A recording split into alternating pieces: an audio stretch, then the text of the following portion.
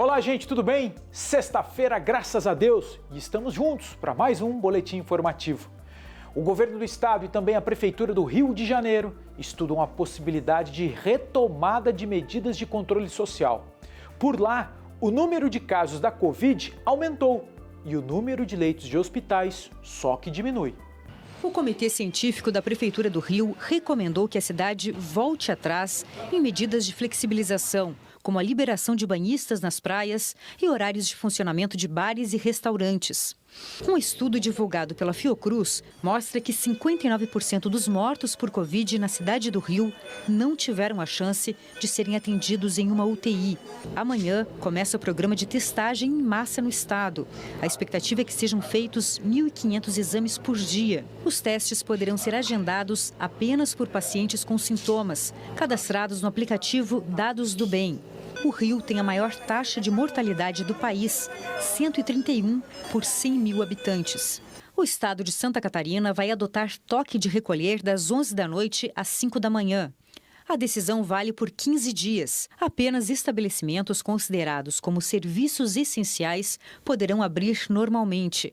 O transporte coletivo permanecerá funcionando, mas com capacidade máxima de 70% de ocupação. O uso de máscara passa a ser obrigatório em todos os ambientes, exceto dentro de casa.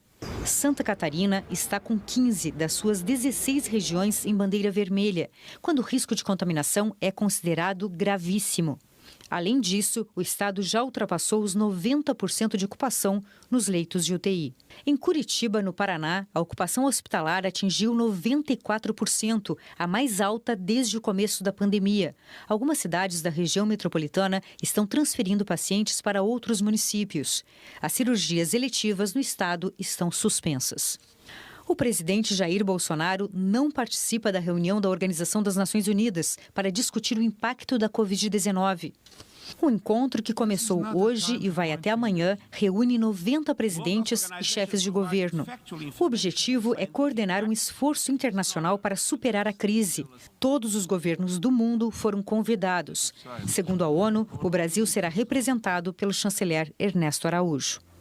O Senado aprovou a medida provisória do governo federal que determina as regras para a distribuição de vacinas no Brasil. Durante debate virtual, sobraram críticas à forma como o governo conduz o combate à pandemia. A oferta inicial de vacinas contra a Covid-19 não vai ser suficiente para atender a demanda mundial. Por isso, grupos vulneráveis como idosos e diabéticos devem ter prioridade no processo de vacinação. É o que diz o projeto aprovado nesta quinta-feira pelo Senado. O texto também determina que a transferência de recursos federais para a compra da vacina siga critérios técnicos, considerando o tamanho da população, o percentual de grupos vulneráveis, a taxa dos que já pegaram a doença, além do número de casos e óbitos.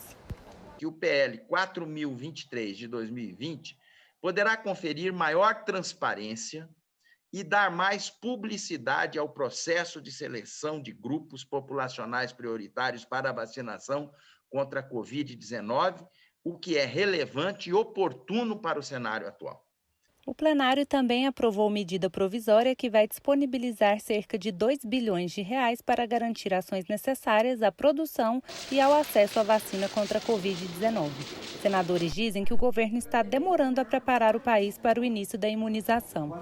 O presidente da República, ele simplesmente continua negando a gravidade da doença, mesmo com quase 175 mil óbitos. O Brasil tem capacidade de vacinar, o Brasil tem expertise, o Brasil só não teve um governo que se organizou, um governo que reconheceu e se preparou estrategicamente. Nós vamos começar a vacinar em março, não é por falta de dinheiro, é por falta de organização. É que essa medida provisória do governo federal, ela é bem-vinda. O que é que está faltando? O que está faltando exatamente é um planejamento, é uma prevenção, uma ação do governo federal que até agora nós não temos 15 vacinas. segundos. Aliás, nós não temos seringas. Nós ainda não encomendamos as seringas. Esta mesma medida provisória, que tanto rendeu discussão, prevê a liberação de dinheiro para investimento na vacina. 2 bilhões de reais. Olha, a medida provisória foi aprovada pelos senadores com muita facilidade, sem nenhuma alteração em relação ao texto que saiu aqui da Câmara ontem e por isso, aguarda então a promulgação. Por se tratar de uma medida provisória, esse recurso de quase 2 bilhões de reais já estava liberado para uso desde agosto, mas dependia ainda de uma votação aqui do Congresso, da conclusão dessa votação para não perder a validade. O dinheiro garante a compra de tecnologia do laboratório AstraZeneca para que 100 milhões de doses da vacina de Oxford seja produzida aqui no Brasil pela Fundação Oswaldo Cruz, vinculada ao Ministério da Saúde.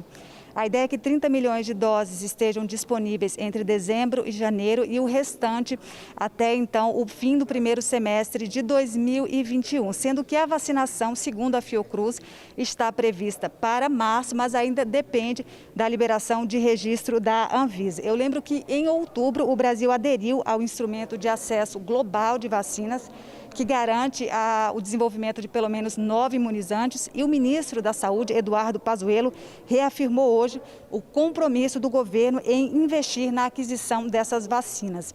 O Instituto Butantan já começou a desenvolver a produção de vacina contra a Covid com os insumos que chegaram ontem da China.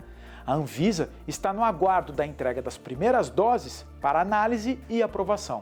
Os 600 litros da vacina a granel, suficientes para envasar 1 milhão de doses da Coronavac, foram levados sob forte escolta ao Instituto Butantan, referência internacional na produção de vacinas e que será o responsável por colocar essas doses dentro dos frascos, de acordo com os critérios definidos pelo Ministério da Saúde para a distribuição.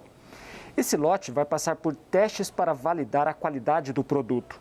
E essa vacina do Butantan só será usada na população depois que tiver a aprovação da Agência Nacional de Vigilância Sanitária, Anvisa, que analisa os resultados finais dos testes. De todo modo, ela já estaria disponível, segundo o Butantan, a partir do mês que vem para começar a imunização.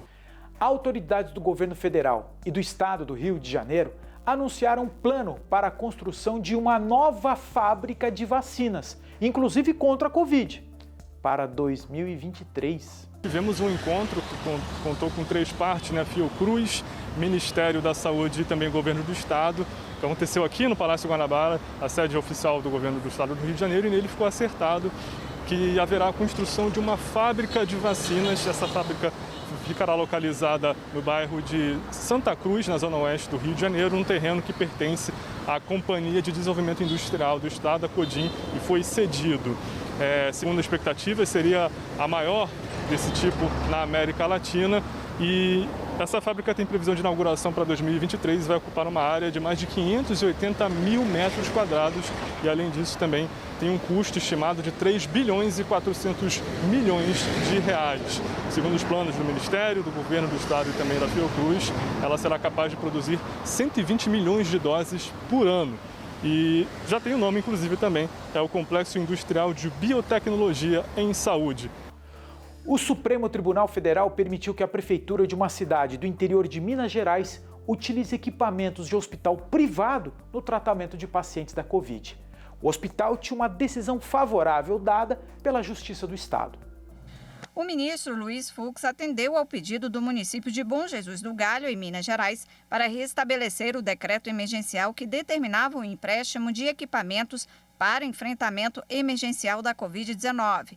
O decreto permite o uso de aparelhos de hospitais privados que não estão sendo usados pela rede pública. A norma tinha sido suspensa pelo Tribunal de Justiça mineiro. O município mineiro defendeu no Supremo Tribunal Federal que a suspensão do decreto causaria grave risco à ordem pública e à saúde local. Segundo o prefeito, o decreto está de acordo com a lei porque os bens requisitados são de um hospital desativado e que não tem previsão de voltar a funcionar. O pedido da cidade foi devido aos altos casos de Covid-19 na região e da necessidade de se tomar medidas preventivas. Ao reverter a decisão do Tribunal de Justiça de Minas Gerais, o ministro Luiz Fux entendeu que, diante do contexto atual da pandemia, o pedido do município é razoável para evitar grave lesão à saúde local. Além disso, o ministro ressaltou que a decisão é de caráter excepcional e temporário. Gente, este boletim informativo termina aqui. Nós voltaremos ao longo da programação com mais notícias, com mais informações. Tenham todos uma ótima sexta-feira e um excelente fim de semana. Até segunda!